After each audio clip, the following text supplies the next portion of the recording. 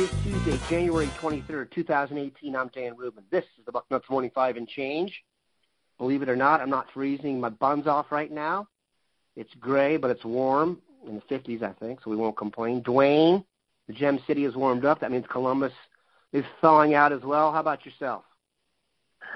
It's just endlessly wet, though. And with two puppies in the house, it's muddier than I want it to be, let's just say. I don't think I have any clean clothes anymore.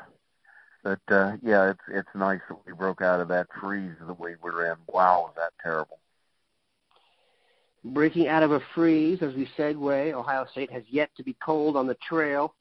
What we're going to do today is kind of reset the scene here recruiting-wise as we head to the next signing day here in a couple weeks, beginning of February.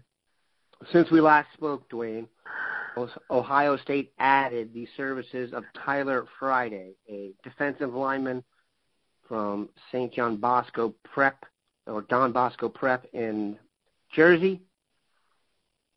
Been interesting because he's listed as a defensive tackle, yet everything we hear is he's a better guard, and Ohio State actually wants him for defensive end. Your vibe on Tyler Friday and how he fits into the mix in Columbus? Ever since I saw the guy last summer, I was thinking, why is this guy listed as a defensive tackle? I think it's possible he could grow into a three-technique tackle, but to me, he's always been a defensive end. When you're talking about linemen, I'm a firm believer. To me, it's an etched-in-stone rule. If you've got a big that is athletic enough to play on the defensive line, you play him on the defensive line. Since he's not long enough to be a tackle, it's even more a thing that I would teach him on defense, that guard is his next best option. I mean, yeah, he's outstanding. He really is, but guards are guards. I mean, that's when you can get a defensive end out of the deal, you take a defensive end, and he's an explosive kid, really gets off the ball well, uses his hands well, he's powerful. He's relentless. It's just, I play the defensive end. And if he starts to get, a weight that's going to impact his speed at the end, I'm moving down to defensive tackle before I think about moving him to the offensive line. I agree completely. When I watch him play, when you watch guys on tape, in recruiting, this is done all the way up to the pros. They want to have a comparison. Who does he remind you of? When I watch him on tape, he reminds me of Tyquan Lewis. Maybe not the tallest guy you ever want. Long arms, really good on the edge with his hands. I think he's a stud. I also like the idea of getting guys from big, productive Catholic private schools in Bosco will produce more kids for us. And I also love the idea of going into New Jersey, which has traditionally been a Penn State stronghold. I know they didn't do great with the Tyler Friday recruitment, but considering we've been competing with Penn State straight up on recruits a lot, it's good to go into Jersey and take from one of their hotbeds.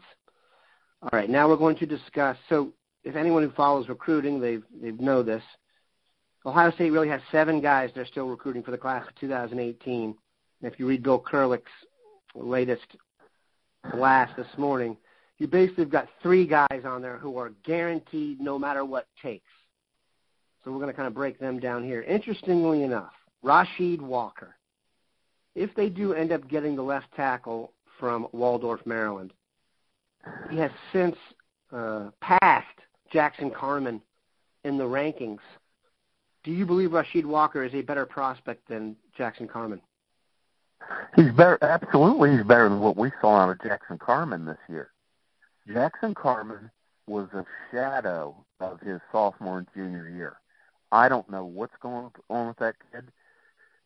I don't have a single report, not one, Dan, of people that saw him that said he looked like the same kid that we saw that was the number 1 lineman in the class, and a guy that both Bill Kurlick and I said was the best lineman we'd seen in Ohio since Orlando Pace. He's just not, I don't know what's happened with him. And Rasheed Walker, just watched his film about 3 days ago, and He's out. He is a left tackle, absolutely a left tackle prospect. He's long. He moves very well. He's a very physical kid too. He's really top of the list. Getting him is just, it's paramount. We're down tackles. We really need tackles on the football roster, and he's just an elite. Got to find a way to get him in a class. I don't think we got to kidnap him. We got to get him in the class. I'm looking at the rankings here. The number one offensive tackle in the class is the second dude we're going to discuss here of the takes, Nicholas Petit-Frere from Berkeley Prep in Tampa. This has been a really interesting recruitment. I did not have Nick really in the mix as someone Ohio State was going to get. But there's been some developments. I know that Notre Dame and Florida, two schools that were really in it for him, had their offensive line coaches leave. I know that they have Nicholas Petit-Frere very high on the board at Ohio State. I still don't think he's going to come here, but what's your vibe on Nicholas Petit-Frere as a prospect? He's right up there with Rasheed Walker. I mean, the truth is, if I had to pick one, it would be Petit-Frere.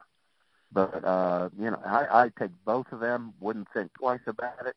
I wouldn't care what else I had. I'd try to fit them in. They're both guys that can play left tackle. And, you recruit those guys, as many of them as you take as many of them as you can get. So, yeah, and Florida and Notre Dame situation, that really, how impactful was that?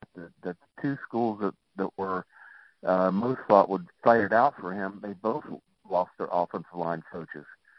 So that right there is a huge development. Hopefully it turns in our direction because of it. We'll see. I don't know if anybody.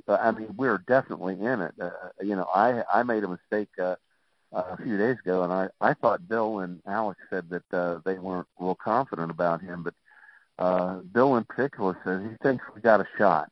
So getting him would be, just as massive as getting Rasheed Walker. We just got a better chance at Rasheed Walker.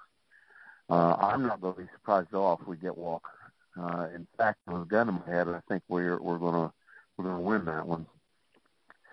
But getting both of those guys, I have to believe that it's not we want one or the other. I have to believe we take both.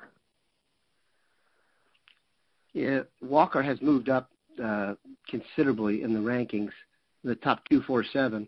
He's up to number 3, Nicholas Petit-Frere number 1, and Jackson Carman number 4. So you're dealing with the best of the best here. Let's see if they can stay in it. This one's interesting here. Javontae Jean-Baptiste. We're back in New Jersey.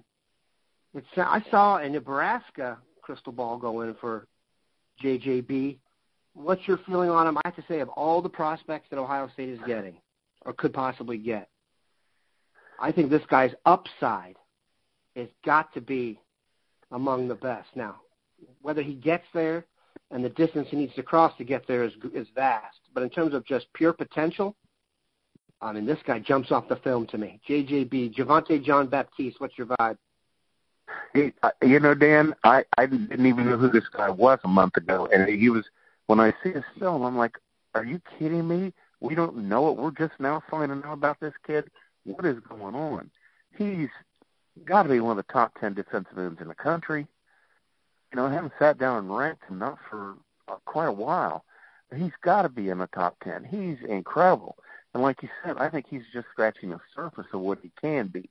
He doesn't have a lot of technique. He just goes. So what he's going to be is it's going to be interesting to watch. Hope it's wearing scarlet and gray, and we could use an end.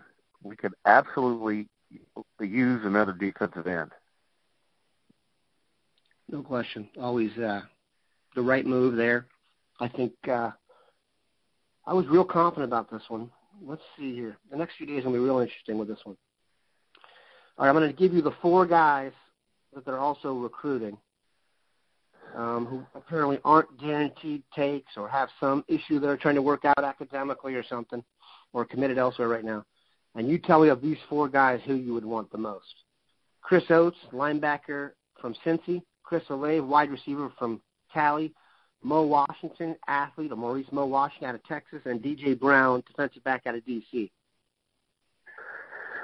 That's a hard choice between Olave and Washington. Washington just, love him as a back. I don't even understand why there's conversation about him playing defense. Not when you see him carrying a football. It would be hard for me to pick between him and Olave. I would say that, as you look down the roster, we're pretty well set at receiver. We got guys, we got young guys.